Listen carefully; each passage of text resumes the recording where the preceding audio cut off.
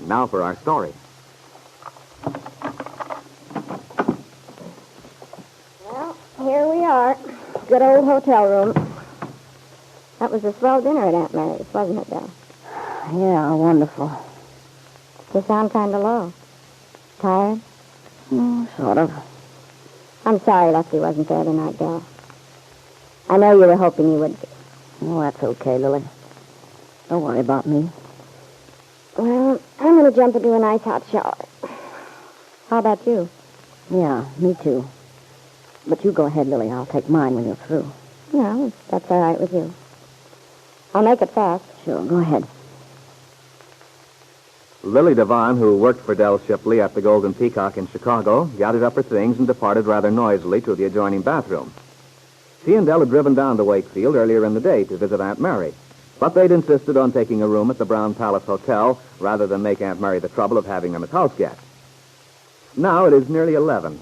Dell unpacks, gets into her dressing gown, and sits down by the window to wait, and to think over the events of the evening. Oh, I tried not to show it, but I guess Lily could tell I was hoping Lefty would show up. I didn't really expect him to, but still I thought he might break down and put it in an appearance at least. Funny how things work out. In a way, it's my own fault, Lefty, when I split up. If I hadn't kept after him years ago to look up his kid. Oh, the poor guy was so unhappy. Wondering where she was and feeling he ought to find her.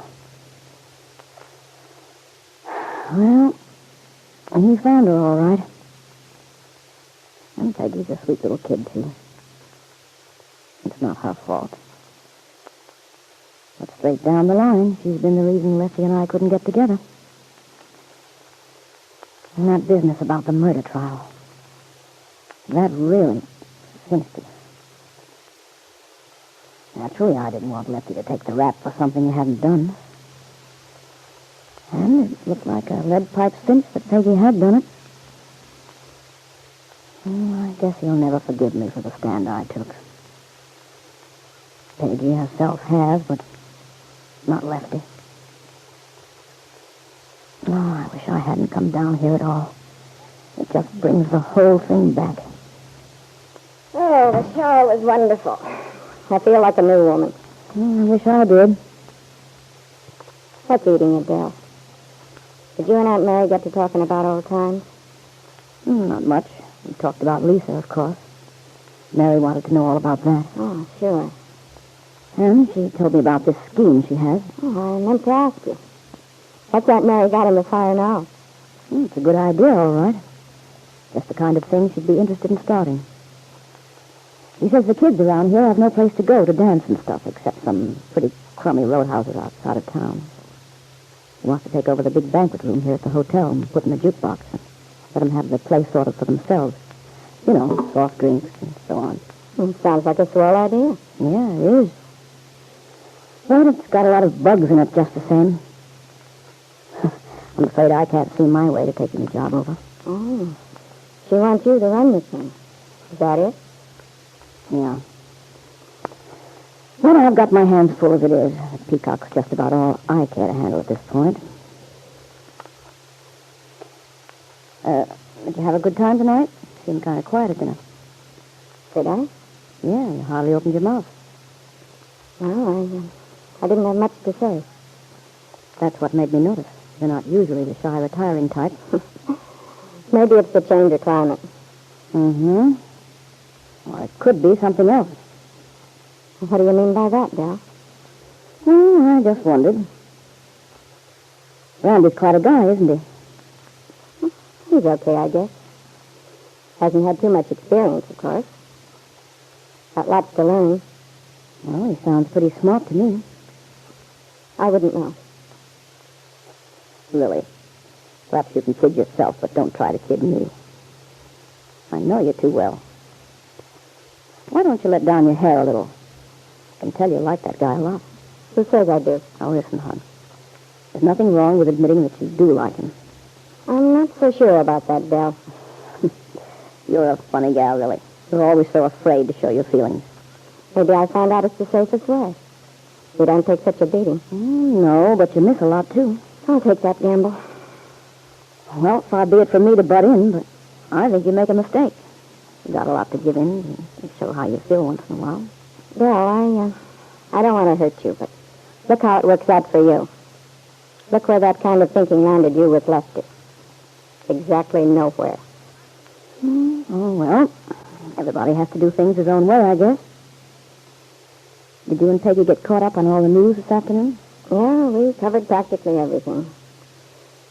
She surprised me about the wedding. Wedding? Didn't Aunt Mary tell you? Why, no. She didn't say a word about it. Peggy said everybody wasn't for it. Maybe it's Aunt Mary who disapproved. Anyway, Peggy's going to marry this writer, Nicholas Dorn. Oh, I'll be darned. Is he a nice guy? Peggy says he is. But there's a catch in it, you see. Because she's really in love with Bill Meade. Has been all the time. But Bill's married. Not anymore, he isn't. You mean he's got a divorce? Yeah. Just recently. Then why doesn't Peggy marry him? If she loves him. Well, that's the screwy part of it. You see, Bill and Kip Calvert never did get along. He knew a long time ago the marriage was strictly no good. But Kip tried to hang on. My theory is she didn't want to give up because she knew darn well he and Peggy get back together again, just as soon as he was free. After all, didn't she cut him on him to begin with, and they were getting along swell? You sure did. I remember that part of it. Yeah, but what you don't know is this. Just about the time Bill reached the end of his rope, insisted he wanted a divorce, Kip found out she was going to have a baby. So she decided to go off to California to have the baby, after making Bill promise not to do anything about the divorce until she got back. Uh-huh. Well, she must have thought the baby keeps them together. But she was wrong. Bill wanted the kid to have a proper family and all. But he knew it wouldn't anyway if he and Kip scrapped all the time. No. Bill wants to get custody of the kid if he can. Bring it up himself. And that's where Peggy gets off the bus. She can't see herself bringing up Kip's child, after the runaround Kip gave her before. I see. So, what it all boils down to is that this baby that Kip wanted her and to keep her and Bill together is just wound up by keeping Peggy and Bill apart. Adele, what's the matter? Nothing, really. Nothing. I'm just thinking. Oh, why didn't I see this before? Lisa's story. About the woman who wanted a child to patch up her marriage about being in California. It's Kid who has Lisa's child. And I couldn't figure out what Lisa had been doing in Wakefield. Now I know. Lisa was here to see Kit. Try to get her baby back. And Kit refused. Oh, Lord. And I told Aunt Mary there was no connection between Lisa and... Mary was so sure Lisa was a key to something here. And she was right. And that's why Lisa was afraid I'd talk to Mary. She knew the truth might come out then. We put two and two together, and I promised her not to say a word about it. But if I don't, Peggy's going to ruin her life, too. Oh, if only I hadn't made that promise. Yes, Dell, you have the answer now which would solve Lisa's problem. Restore a child to her and reconcile her to her husband. The answer which would solve Peggy's life, too, Lefty Larkin's daughter. If the truth came out in time, the obstacle between Peggy and the man she loves would be removed. But what can you do about it, Dell? Now for our story. Dell Shipley tossed restlessly in her bed in Wakefield's Brown Palace Hotel. Dell kept thinking of what Lily had told her tonight. That Peggy Douglas, Lefty's daughter, planned to marry a man she didn't love rather than bring up the child she believed to be Bill Meade's. But Dell knew this child was not Bill's, was actually Lisa Fenner's. If only she could persuade Lefty how important it was to postpone Peggy's marriage, make him understand without breaking her promise to Lisa. But dared she attempt to see him when he'd made it so plain he didn't want to see her? At last she made up her mind. Her own pride was unimportant. Dell arose and dressed. And a short while later...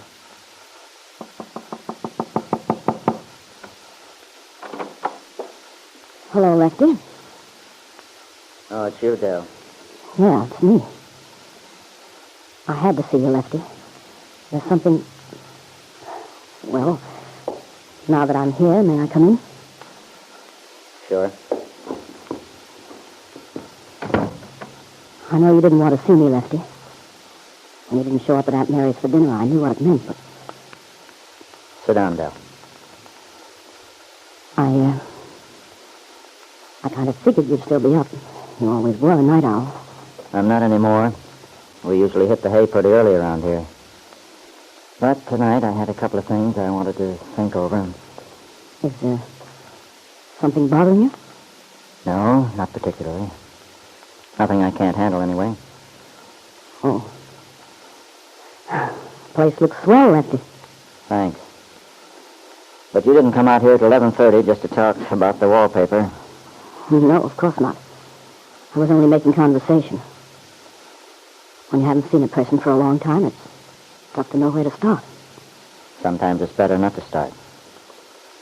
But only sometimes. Lefty, you don't look much different than when I met you years ago. Remember? Sure, I remember. But why talk about the past?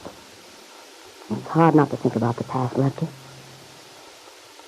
Being here in this room and seeing the same thing. Dell, why did you come here? I remember that old globe of the world so well. You toted that thing around with you for years. I wouldn't feel right without it. Didn't Peggy take a crayon once and scratch out half of North Africa? Yeah. Oh, she was such a spunky little kid. I'll say she was. Gosh, the things that kid could dream up. The mischief she got into. Yeah, like the time she painted black spots all over the white calf to make it look like the picture in her reader. You wrote me about that one. Yeah, I guess I did. Peggy must have been about the age she is in that picture over the couch. That's a good picture of her. There used to be another one next to it. If you mean that picture of you, Dell, I took it down. So I see. When a thing's finished, it's finished, that's all. Maybe so, Lefty. If you're sure it is. Dell, why can't you understand? Don't women ever? A man doesn't want to keep harping back. It's not a question of harping on things, Lefty. Isn't it? Dell, if a thing was wrong last year, it's not going to be any better this year. So where's the point in talking about it? Sometimes people get to thinking. When they do, sometimes they realize they've made a mistake. Well, I don't work that way. I'm not one of those guys who blows hot one minute and cold the next. You ought to know that, Dell. Yeah. You ought to know I've got a memory like an elephant. I never forget anything. You mean you only forget the things you want to? You hang on for dear life to the things you want to remember. Doesn't it ever occur to you that maybe those are the things it would be better to forget? I'd say that's for me to decide. I suppose so. Crazy world. Sure, it's crazy, but... When I think how unhappy you were years ago, how you worried about finding your kid and how I persuaded you to look for her. I've never denied you had a lot to do with my finally coming down here, finding Peggy. It's just funny, the way it turned out. Because that's really what split us up. Peggy. I'd say it was the way you treated Peggy that split us up. The way you turned against her during that murder trial. It was because of you, Lefty. You know that. I couldn't see you taking the rap when I knew you were innocent. But you didn't mind letting an innocent young girl down, did you? Oh, but I didn't know she was innocent. Certainly looked as if she was mixed up in it. That's just because you didn't know Peggy well enough to suspect her of such a thing. That's what I'll never forget, Dell. That and the fact that you were going to tell her I'm her father. That you were going to break your word to me. And if I behave so badly toward her, why doesn't Peggy hold some resentment against me? She doesn't, you know. Peggy's like that. She's too darn sweet to hold a grudge against anyone. Besides, she knows you're a good friend of Aunt Mary's. She doesn't want to cause her aunt any unhappiness. That's the way you've got it figured out. It makes sense, doesn't it? In your kind of sense, I guess. But it seems to be a whole lot different from my kind. I was thinking tonight before I came out here. The way things get balled up. Things don't get balled up, Dell. It's people. I don't know. Sometimes I think it's more bad luck than bad management. Look at us. I'd rather not. Look at the way we wound up. And yet everything I did there in Chicago was because I loved you. I didn't want you to be hurt. This is how it turns out. Oh, what's the use of hashing the whole thing out over and over? What good does it do? The best thing for you is to go back and forget all about the whole thing. You think I never should have come down to Wakefield, don't you, Lefty? Well, all this stuff you're talking about is water under the bridge now. Besides, I wouldn't do you any good, Dell. Even if things were different with us. I belong here on the farm now. I never want to leave. Oh, that wouldn't matter, Lefty. If we could just get back to where we used to be. Knowing we had each other. Even if we were apart. It wouldn't be the same now. You belong in Chicago running that nightclub of yours. And I belong here helping Aunt Mary and Randy with the farm. Watching over Peggy. Watching over Peggy, yeah. Lefty, when I came down here, I confess I hoped that you would have changed. Maybe have forgotten some of your resentment against me. When you didn't turn up for dinner, I knew that it was no go. I was going to forget all about it. Forget about Aunt Mary's proposition and everything. But tonight, I found out something. Something that made me change my mind. I had to see you and talk to you. All right, we've talked. You know how I feel. I'm sorry, Dell, but that's the way it is. Oh, wait a minute, Lefty. You don't know. You can't know. The point is, well, there are two things sort of tied up together. Aunt Mary's proposition and... Aunt Mary's proposition? Yeah, you know about it, don't you? This idea she has for starting a place for the young people where they can dance and have a good time. Well, she mentioned it. Has she said anything about me in connection with it? About wanting me to help her get it started? Run it? I believe she did. I told her it was a crazy idea. I see. It would mean that I'd have to be around, run down from Chicago once in a while. Perhaps stay here part of the time. We'd be bound to see each other. You wouldn't want that, Lefty, would you? Even if you knew that I was doing it just for you. Just so you wouldn't get hurt. As Dell waited for him to answer, Lefty didn't know it, but he needed Dell now as he had never before. Because Peggy Douglas, his daughter, was about to enter a marriage which would cause only unhappiness for her and for Lefty, and no one but Dell had the knowledge to stop that marriage. Now for our story. I guess you'd rather I didn't do it, wouldn't you, Lefty? You'd rather not have me around here, even if you knew I was doing it just for you, so you wouldn't get hurt. Dell Shipley waited for an answer from the man who once had loved her. It was late, almost midnight, as she sat facing Lefty in his little cabin. In the silence of the room, the ticking of the clock was solemn. And while she waited tensely for Lefty to speak, Dell's thoughts went back. That clock. The minutes go so fast. Here we are, two middle-aged, lonely people. Because Lefty is lonely, whether he knows it or not.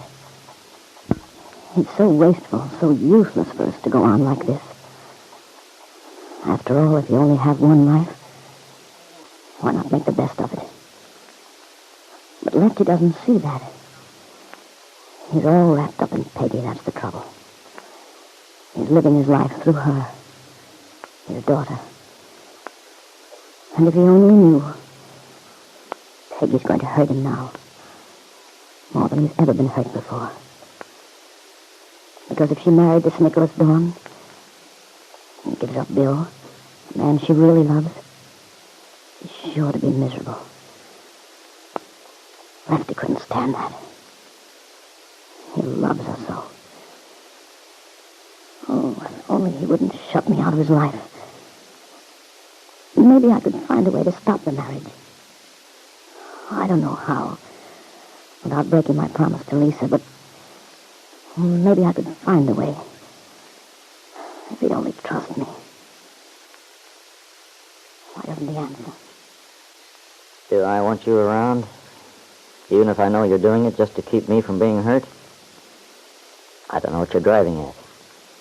How are you going to keep me from being hurt? I can't explain, Lefty. But I think you're making a terrible mistake. I don't want you to suffer for it someday. I can take care of myself. You worry about yourself, and I'll manage my own life. I know what I'm doing. Well, Lefty, I told Aunt Mary when she asked me to run this young people's thing for her that I probably wouldn't see my way clear to do it. The plan has a lot of bugs in it anyway. But even so, if things were different with us, with you and me, I might have taken a flyer on it. It'd be kind of fun to run a place for the young people to have for their very own hangout dancing and such. But as it is, well, it'd be silly. Don't you see why, Dell? This kind of thing won't do either of us any good. You're all upset now, and I'm sorry about it, but there's nothing I can do. Being the kind of a guy you are, I suppose you can't do anything about it. Dell, I'm not just being stubborn. I know I'm right. And yet a lot of people might think you were all wrong. Here you are with a daughter who doesn't know you're her father, who's about to get married. Well, what do you have then? Nothing. Nothing but a lot of memories. Maybe I like it that way. As to Peggy's getting married, the sooner the better, so far as I'm concerned. She's marrying a fine boy. I've been wanting her to marry Nicholas for a long time. You really wanted to marry Nicholas, Dawn? Sure I do. But Lefty, Aunt Mary is sure I know. Aunt Mary's never been in favor of Peggy's marrying Nicholas. She's been pulling for Bill Meade all along. That's because she knows Peggy's in love with Bill. Oh, rats. Peggy's not in love with him any more than I'm in love with... How do you know? She told me so a long time ago. Maybe she's changed. Why would she change? Bill's the same guy. She's the same girl. No reason to change. Well, everyone isn't like you. Some people are willing to acknowledge they made a mistake. Once in a while. Sometimes I get so mad I could see red. The way everybody's bound and determined to connect Peggy and Bill. It's the silliest thing I ever heard of. Oh, Lefty. Sometimes you can be so blind, so stubborn. I think I know what's best for my own daughter. But you may not know what you're doing. It may be a terrible mistake for Peggy to marry this man. Why? Nicholas loves her. And I think she loves him. Lefty, you're making a terrible mistake for Peggy's good. You're a fine one to talk about Peggy's welfare. After the way you treated her in Chicago. What I did was for you, Lefty. Even though you'll never believe it. And now you come busting in here and try to tell me Peggy shouldn't marry the guy she's chosen. What do you know about it anyway? Oh, I can't tell you that. But believe me, I know what I'm saying. It looks to me as if you're way out of line, Dell. Way out. Look, Lefty. You admitted a while ago that if it hadn't been for me, you might never have found Peggy. Yeah, that's true. So what? And when Peggy came up to Chicago, I did my best for her, didn't I? At first you did. What happened later was nobody's fault. If you come right down to it, it was a misunderstanding. Yeah. You misunderstanding Peggy. Oh, Lefty. You refuse to forget, to let bygones be bygones. You want to live with this injury. You say I did you and Peggy. I can't forget it, Dell. I'll never be able to. Well, you don't want to. That's why. If you did... Oh, what's the use? I knew I was a fool, thinking you'd ever change. You can't say I didn't warn you. No. You made it plain enough how you felt. I should have known better than to come here. But I had to stick my neck out. So here we are, glaring at each other across a room when it all might have been so different. Well, this is the way it is, and this is the way it's going to be, Dell. I told you before, I don't want to hurt you. That's why I've been staying away from Aunt Mary since you got down here. I wish you'd let well enough alone. I thought I might be able to knock a little sense into you, but I guess I should have known better. Well, all I know is you're getting ahead of yourself when you come barging in and try to tell me who Peggy should or shouldn't marry. It seems to me that's Peggy's business, and mine. Well, what about Aunt Mary? Doesn't she come in somewhere? Well, sure. She has her opinions. But Peggy's a free-grown woman. She has a right to make up her mind, her own mind, about her future. But if there's a way to save her from making a terrible mistake. How can you know it's a mistake?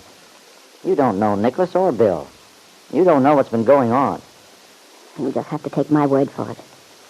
I know what I'm talking about. Please, Lefty, for once in your life, don't be stubborn. Peggy's whole future happiness is mixed up in this thing. You must be nuts, Dell. You don't understand. You couldn't. All this trouble we've had with Bill Meade.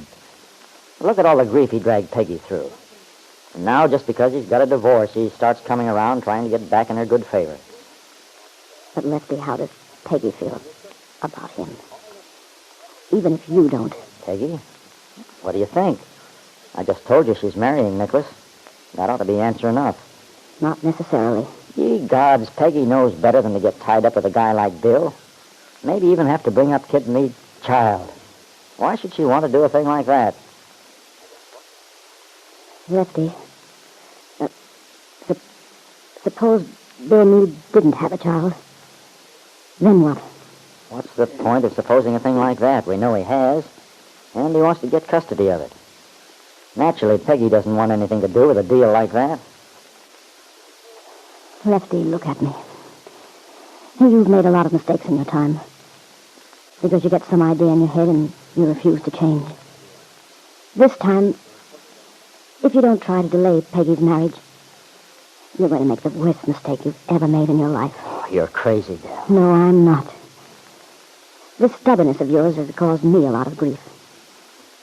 And I've stood it.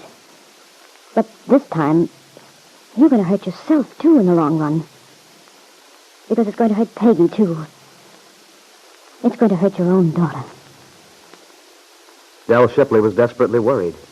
If Lefty only would believe she was trying to help Peggy. For she knew the child which stood between Lefty's daughter and Bill Meade, the man she loved, was not Bill's child, was actually the baby son of Lisa Fenner. It was strange, Dell thought. The reason she and Lefty were separated now was that once she'd almost revealed a secret, almost told Peggy who her father was. Now she promised Lisa Fenner to keep her story secret. And yet perhaps the only way to save Lefty's daughter from unhappiness might be to break her word to Lisa.